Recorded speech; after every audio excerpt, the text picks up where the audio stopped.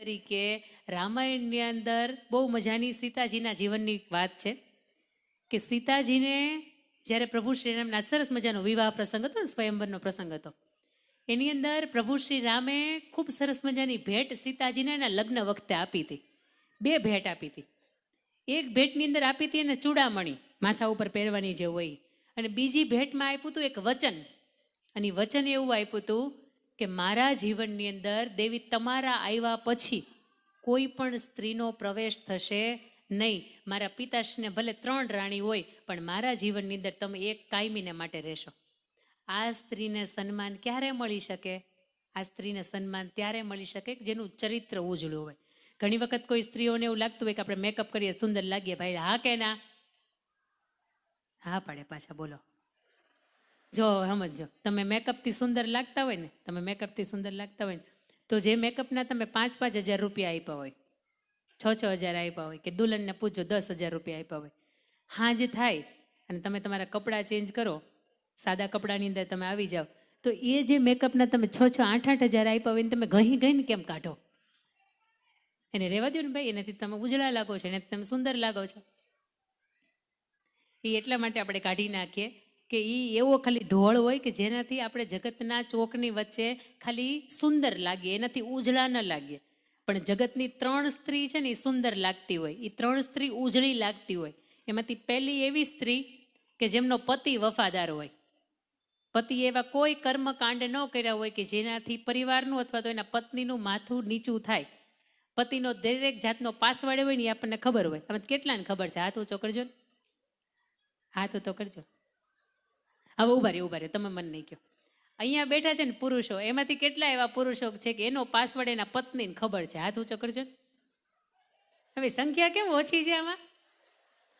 તમને એવું છે કે જાણી જાય એમ? તમને એવું છે આપણી ગેલેરી જોઈ જાય, આપણું વોટ્સઅપ જોઈ જાય, અને કંઈ જોઈ જાય ભવાડો કરે એમ?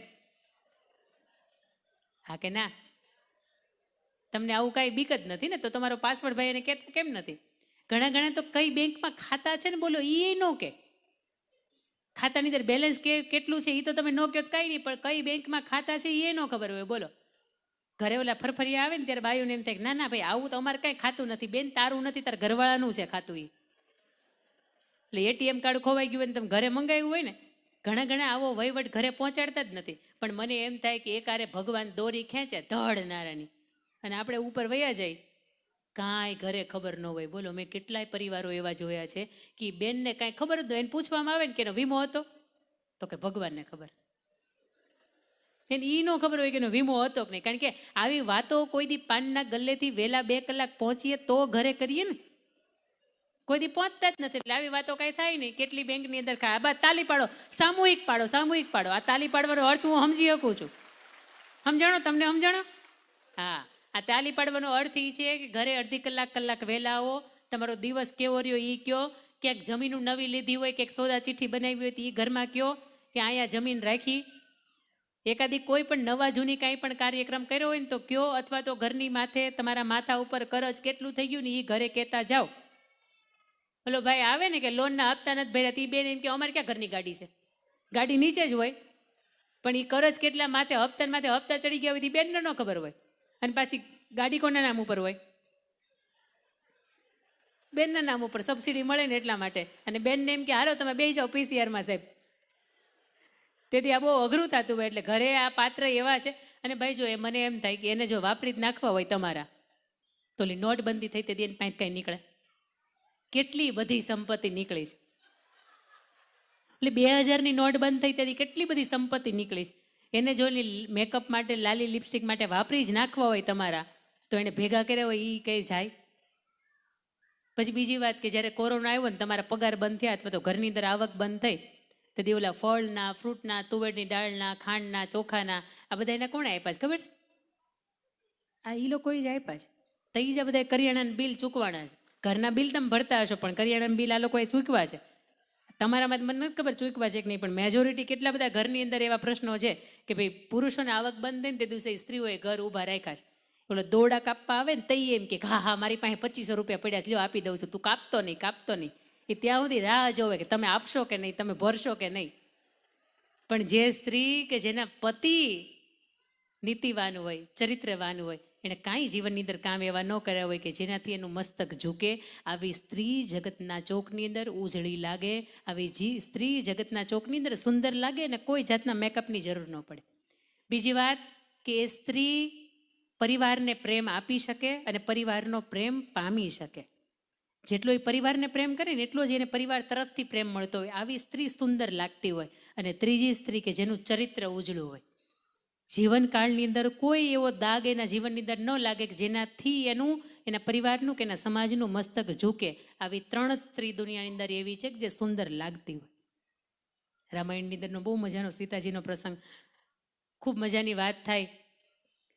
રામ માંડવે આવે, સીતાજીને વળાવે, સીતાજી પરણીને સરસ મજાનો શ્રેષ્ઠ પતિ મળ્યો છે, શ્રેષ્ઠ કુળ મળ્યું છે, શ્રેષ્ઠ સસરા મળ્યા છે. મિથિલા કા કનકન ખીલા જમાઈ રાજા રામ મિલાને અહીંયા પરણીને આવે. કઈ માતા વચન માંગે કે ભાઈ 14 વર્ષનો વનવાસ આપો. રામને વનવાસ મળીને સાથે દેવી એવું કે મારે આવવું છે. પ્રભુ શ્રી રામ કહે દેવી આ થોડા દિવસનો પ્રવાસ નથી, આ બહુ લાંબો પ્રવાસ છે અને તમે જનકપુરીની અંદર કેવી રીતે રહ્યા છો એ અમને ખબર છે.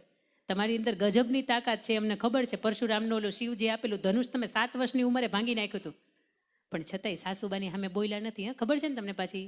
હલો, આટલી બધી તાકાત છતાંય સાસુબાની સામે ક્યારે એમ નથી કીધું કે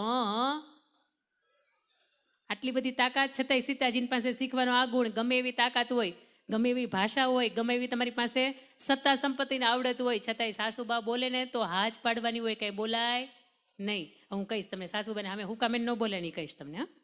સીતાજીની વાત હું તમને કરું છું ત્યારે કે એમના જીવનની અંદરથી એણે પણ શ્રીરામને એવું કીધું કે મારે આવવું છે. પ્રભુ શ્રીરામ લઈ જાય છે. હજી તો એવું કહેવાય કે વન આવવાને હજી તો થોડીક વાર હતી ને ત્યાં સીતાજી એવું કે હજી પ્રભુ હવે વન આવી ગયું. ત્યારે એમ થાય કે 14 વર્ષનો વનવાસ હજી કેમ કાઢશે.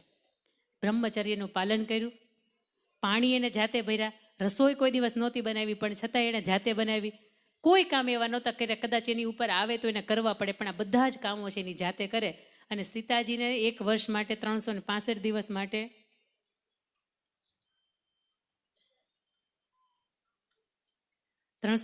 દિવસ માટે એને લંકાપતિ રાવણ લઈ જાય અને રાવણ ત્યાંથી સાથે ફરીથી યુદ્ધ થાય અને યુદ્ધના ભાગરૂપે પ્રભુ શ્રી રામનો વિજય થાય, દેવી પાછા આવે, ફરીથી સીતાજીનો ત્યાગ કરવામાં આવે. એ સીતાજીના ગર્ભની અંદર 2 બાળક ઉછળતા હતા. એને એમ ક્યારેય નહીં થયું હોય કે મારા જીવનની અંદર પંચમાસીનો સંબંધ આવે.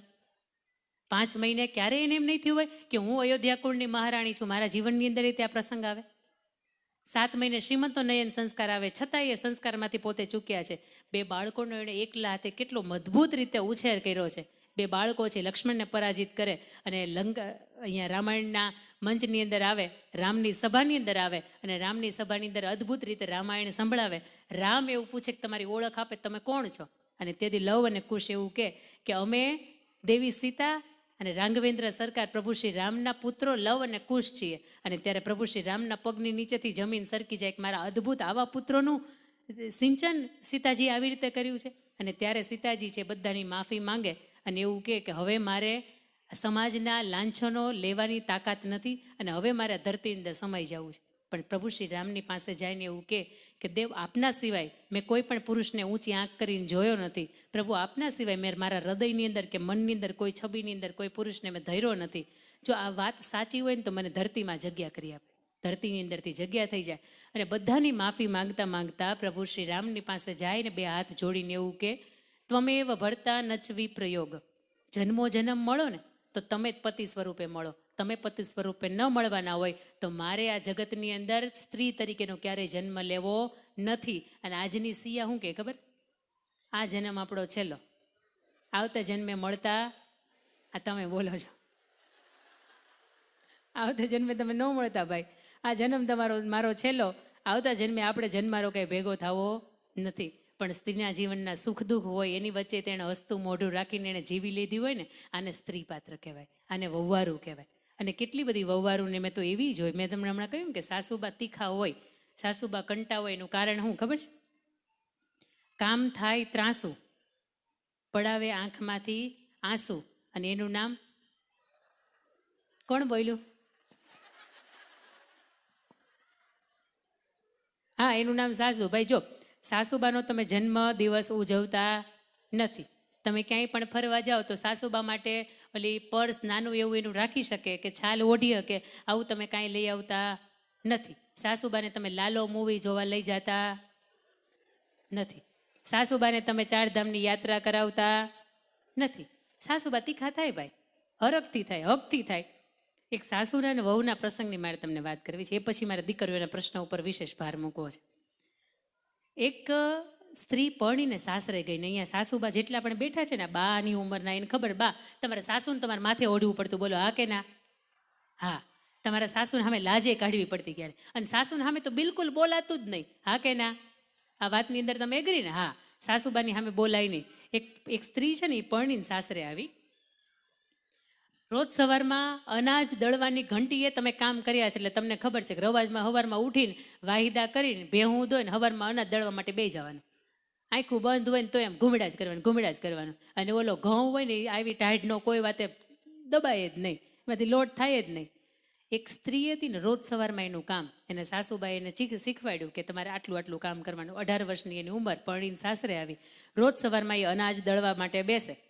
એક વખત એવો સમય આવ્યો કે 18-19 વર્ષની ઉંમરે આટલું બધું કામ કર્યું નહીં, અને આવી ટાઢની અંદર એ વાહિદા અને ભેહ ધોવાનું કામ ને બધું કરે એટલે એ સ્ત્રી બીમાર પડી ગઈ.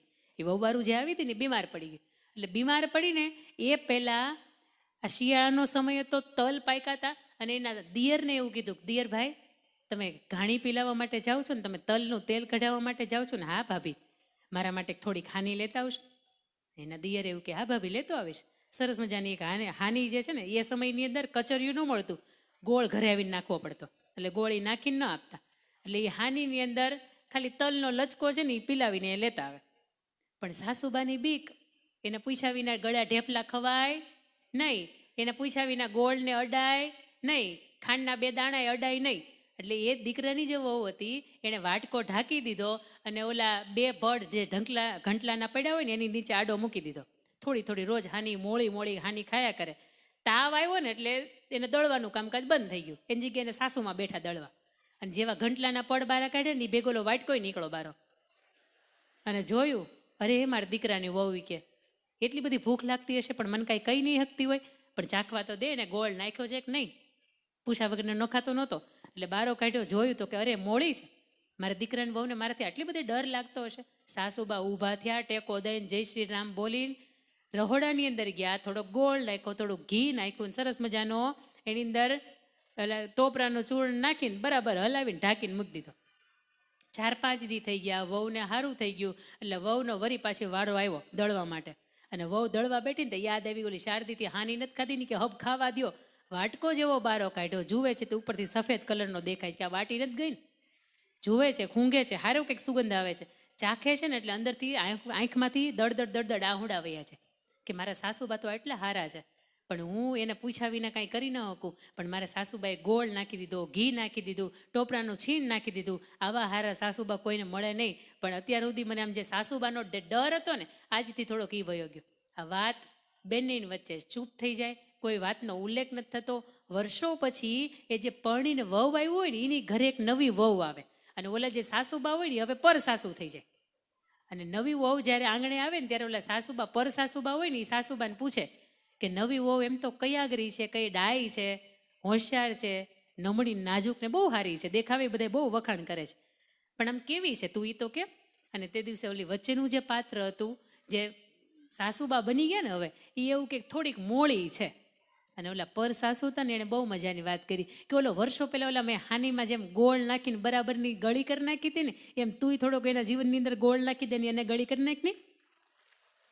આવનારું પાત્ર આપણી અટક લાગી ગઈ, એની પાછળ આપણા છોકરાનું નામ લાગી ગયું, અને હવે સંતાન કે વારસદાર આપશે ને તો એની પાછળ આપણા સંતાનનું કે આપણા દીકરાનું નામ લાગવાનું. ભલા માણસ એ થોડીક મોળી હોય, પણ એના ગળા કરવાની જવાબદારી કોની છે?